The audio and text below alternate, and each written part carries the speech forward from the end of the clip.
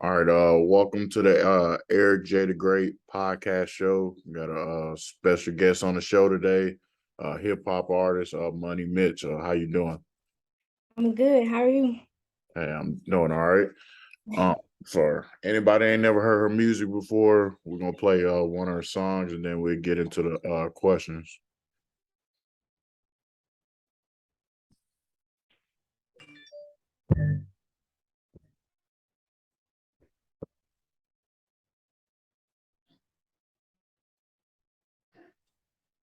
Hey, money don't sleep on the beat, man. I hop on the beat and I eat on the beat. Hey, I be so neat on the beat. I be so neat on the beat. My shit really be fleek on the beat. It be so fire like it's heat on the beat. Y'all let's really be weak on the beat. Feel like I put a beat on the beat. Hey, it's up there. No cap. Chasing the money, got no map. I take the cheese out of your trap. I came from nothing, can't go back. After the coop, I had a pattern, we hop in the booth. We got the shit that be hotter than Zoom. My young nigga waiting for out of the tooth. Wow. Hey. Bitch, we the game. Smoke two words, that's the easy thing. Push up on me won't be the same. Give me that cheese, I don't need fame. I am a threat. I got my foot on their head and they neck. What? You must fucking my window shit. What if you move it? I'm taking the stick. I get the tip on my walk. You say you like how I talk. You tell my boat. Bout the bills are low. I do the dance with low. I do the bezel and frost. Fuck with it cold. Fuck with it cold. I went from 11 to 13 because I don't fuck with the low. Bitch. Yeah, that's hard right there. Appreciate it. I freestyled that one. Yeah, I could tell the way you was rapping a little faster than usual. That's really what I'm trying to, you know, practice more on fast rapping. Oh yeah. Yeah. And so first off, tell the people where you're from and how old are you? Um, I go by the rap name MoneyMich. I'm 29 years old and I'm from Chicago, Illinois. Okay. So what's the first thing that come to your mind when you hear your hometown? Mouse house, cold weather, uh shoot. The water, like the lakefront is definitely a nice place to go view some things. Um, Skating, juke parties, stuff like that. Oh, okay. So kind of describe how it was coming up in Chicago, for anybody that ain't never been there, kind of describe your upbringing as a kid and some of the struggles and stuff you had to go through growing up in Chicago. Um, as a kid, I ain't gonna say I was bad. I kind of was neutral. I was good and bad. Some of the things I had to go through, hmm,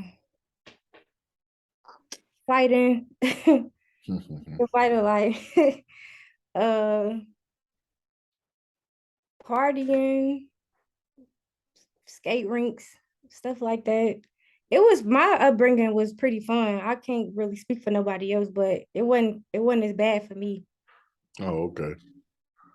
But so you had a pretty stable household, two parents or one parent or My biological father was not in my life. However, my stepdad definitely picked up his slack. So for the most part, I'll say I was well taken care of by both parents. oh, okay. Yeah, You got any siblings? I do. I have four siblings on my mama's side, and I got four siblings on my daddy's side. Okay. You the oldest? I am me and my twin brother on both sides. Okay. Hmm. So, what type of activities you was into? Did you play any sports and stuff as a kid, or Yeah, I played basketball, volleyball, track, softball. I was real athletic. I was in a lot of clubs, book clubs, academic bowls. I was a geek. I ain't gonna lie. I was a smart girl. So oh, I tried to always keep myself in something, no matter what it was. mm, Yeah. feel that? So, did you have anybody that was close to you or in your family that was involved in the music business? Uh, that's crazy because I just found out that my uncle on my daddy's side, He was in a famous group in Chicago called the Donald and the Jenkins or something like that. Mm. They made music back in the day. My cousin on my mom's side, she rap, but for the most part, it's really not that many people in my family that do music. Oh, okay. So What really led you to go down that route as far as doing music? um it's just something I always been around growing up. My family was definitely music heads, especially my mama. She would always clean up the music and stuff. And I would always just follow her around the house, dancing, or I stand in front of the TV, rapping videos, mimicking the stuff they was doing. So I kind of want to say it was just in me. I can feel that. Or what? So who you grew up listening to? Like, who was some of your favorite artists? uh, Tupac, Jay-Z, Nicki Minaj, Lil Wayne, Drake, Chris Brown, Trey Songz, Lil Kim, Foxy Brown, people like that. Okay. So, where did you get your rap name from?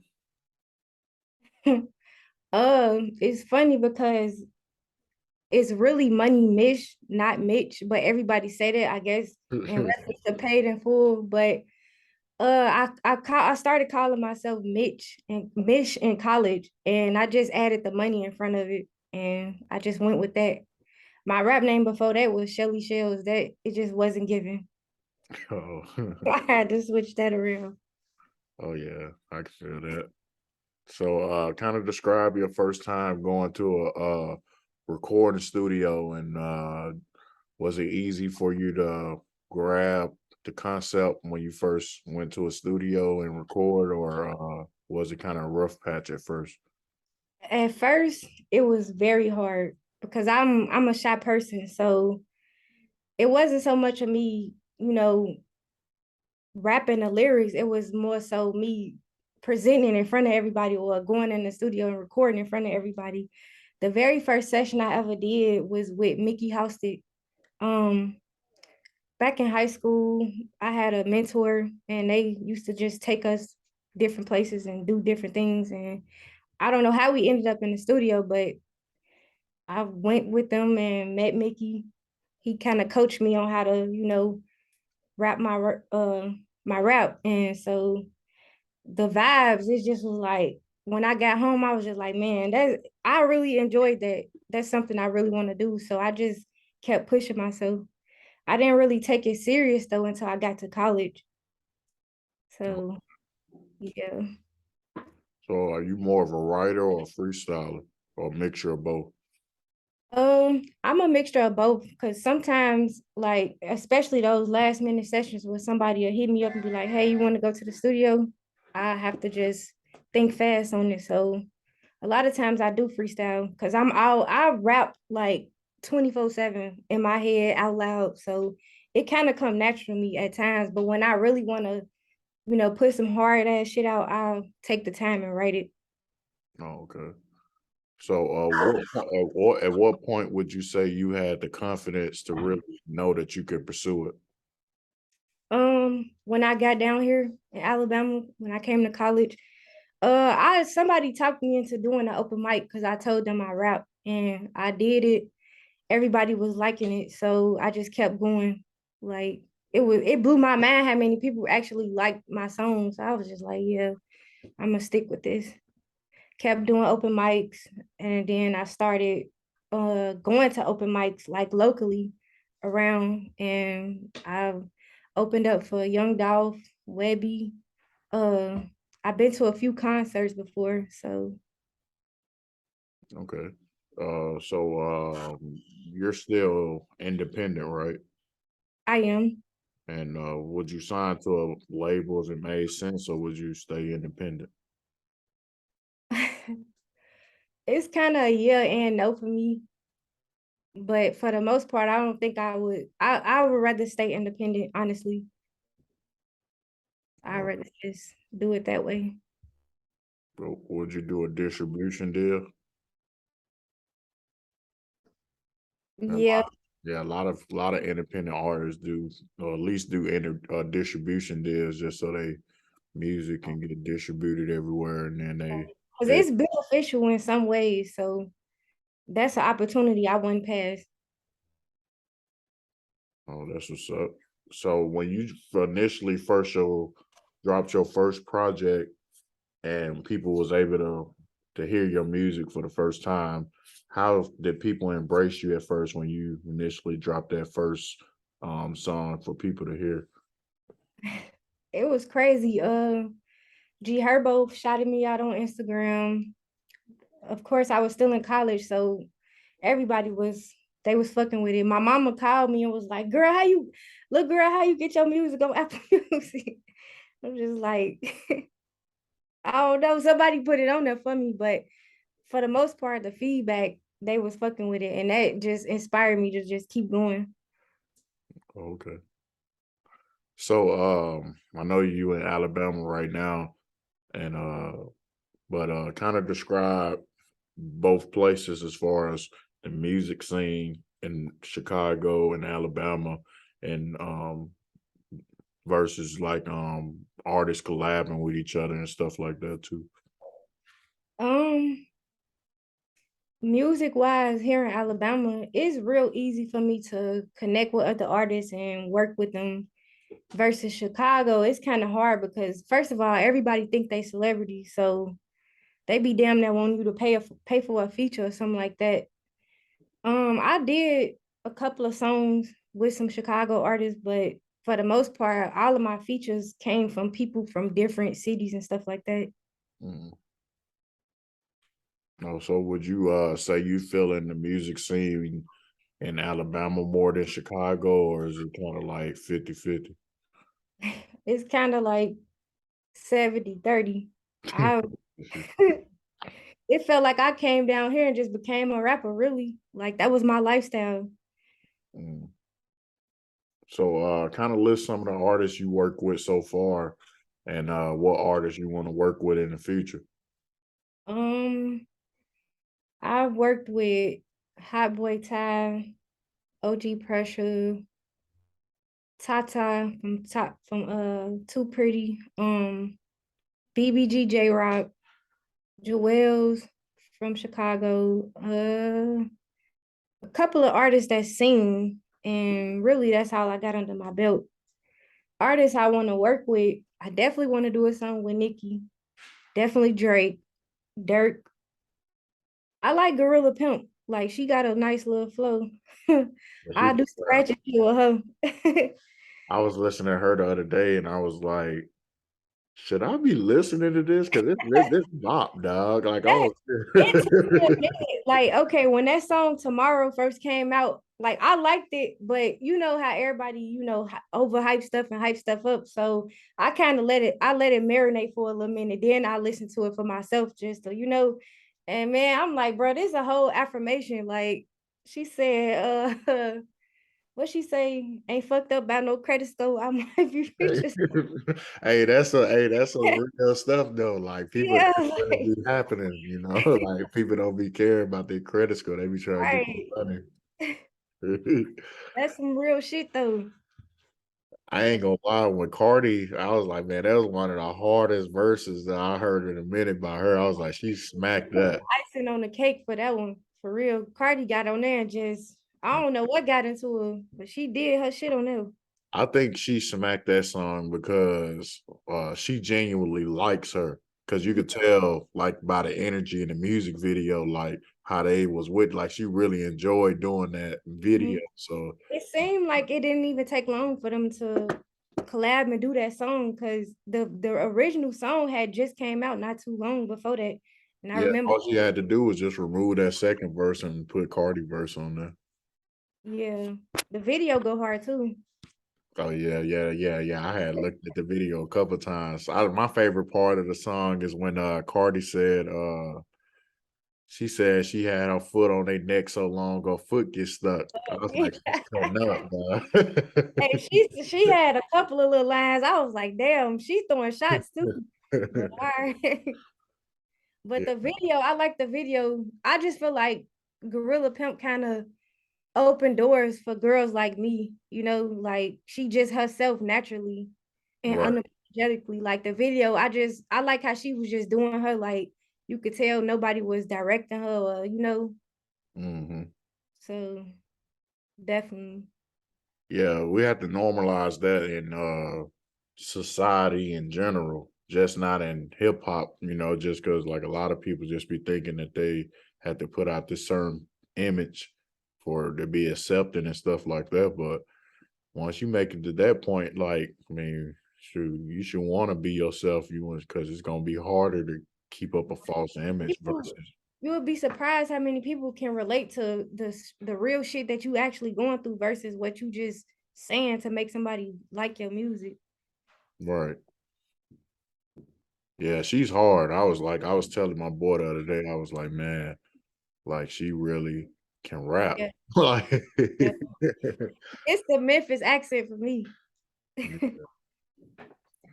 so what would you say is your most successful project so far? Um,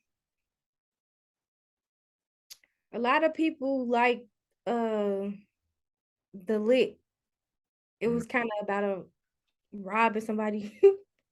And it was storytelling, so I guess people really like storytelling. But that song, uh Pay For It, I did that with Marco Gotti. They like that one too. Okay. Uh All on Me is a favorite too. And Dedication to Mary Jane. I think I'm gonna do a part 2 to that one on my next project. Okay. So what are some things you like doing in your spare time when you're not doing music? Um I write, of course. I like reading, traveling. Uh I meditate a lot, believe it or not. Um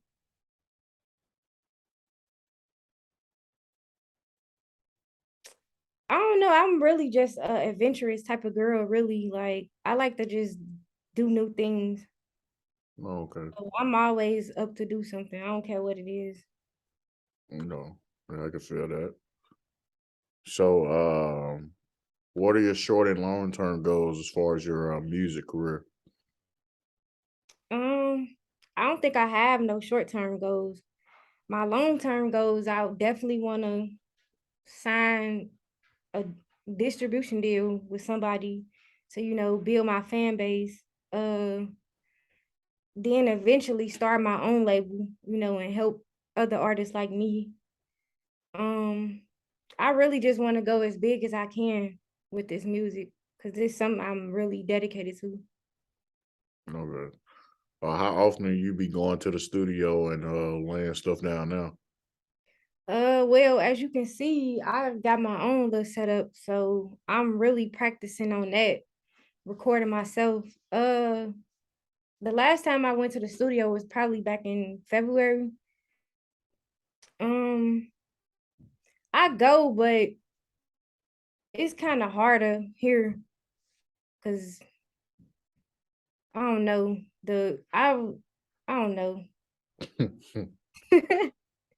Like the few engineers I done worked with here, it's just I want somebody that can, really critique my sound, like, and tell me when I'm, doing something wrong versus just going there and just getting my money and that's it.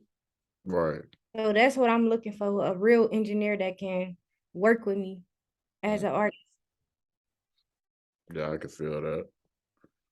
So as far as the rest of this year and 2023, kind of list some things that you got coming up as far as projects, things like that, and for people to look out for. I'm actually working on my next project. I think I'm gonna drop it maybe in March of 2023. That's what I'm aiming for. I want to do some videos. I'm really trying to go to South by Southwest this year. Well, next year, and really network with other artists, producers, etc. Okay. How do you want people to perceive you? that motherfucker can rap. Saying some real shit. Oh yeah. Real. Like I really try to really talk about stuff I go through so it can be relatable to other people. So I really try to stay in that lane with it. Oh, okay. Yeah. So would you say music is kind of therapy for you? It is. It really is.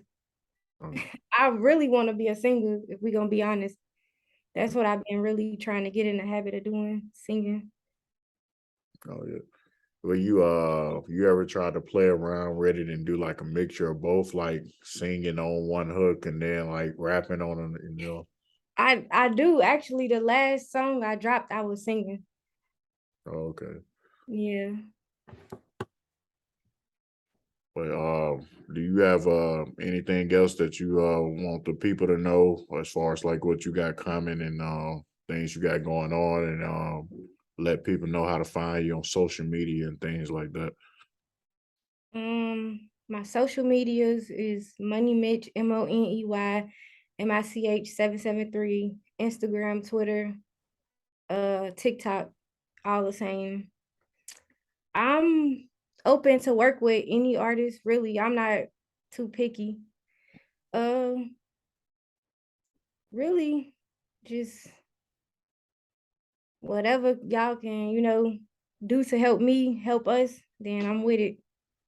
So Absolutely.